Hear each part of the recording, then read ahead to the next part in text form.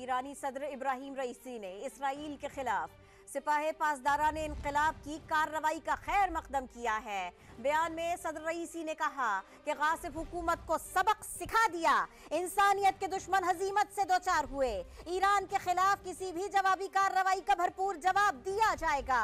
وزیر خارجہ امیر عبداللہان نے کہا کہ امریکہ کو بتا دیا تھا حملہ محدود اور دفاعی نوعیت کا ہوگا، اس آپریشن کو طول دینے کا کوئی ارادہ نہیں ہے۔ Welcome back. بلیٹن کا باقاعدہ آغاز کرتے ہیں۔ آغاز میں بات کریں گے ایران اور اسرائیل کی۔ تو ایران نے بدلہ چکا دیا ہے، اسرائیل کو سبق سکھا دیا ہے۔ اسرائیل پر 300 سے زائد میزائلز اور ڈرونز حملوں سے فضا گونج اٹھی۔ اسرائیل میں خوف و ہراس پھیل گیا، خطرے کے سائرن بج اٹھے۔ اسرائیل، برطانیہ اور امریکہ نے اکثر میزائل فضا میں تباہ کر دیے، چند میزائل ہدف تک پہنچنے میں کامیاب رہے۔ اسرائیلی فوج کے ترجمان کا فضائی اڈے کو نقصان پہنچنے کا اعتراف، اگلے اقدام میں اسرائیل کی مدد کی تو خطے میں امریکی اڈے نشانہ ہوں گے۔ ایرانی فوج کے سربراہ نے امریکہ کو خبردار کر دیا۔ ایران نے بدلہ چکا دیا،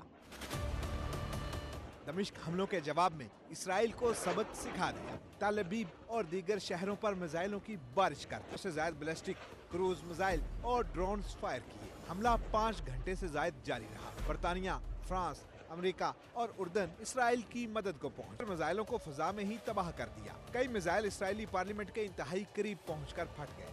اسرائیلی فوج کے ترجمان کے مطابق چند میزائل اسرائیلی سرزمین پر گرے، ایک ایئر بیس کو معمولی نقصان پہنچا۔ اسرائیلی جنگی کابینہ نے ایران پر جوابی حملوں کی منظوری دے دی۔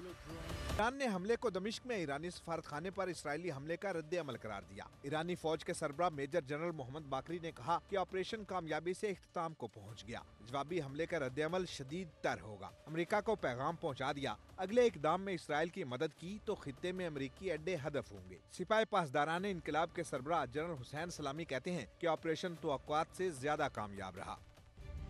پاکستان کا ایران اسرائیل کشیدگی پر گہری تشویش کا اظہار۔ ترجمان دفتر خارجہ کا کہنا ہے فریقین تحمل سے کام لیتے ہوئے کشیدگی ختم کرنے کی جانب بڑھے۔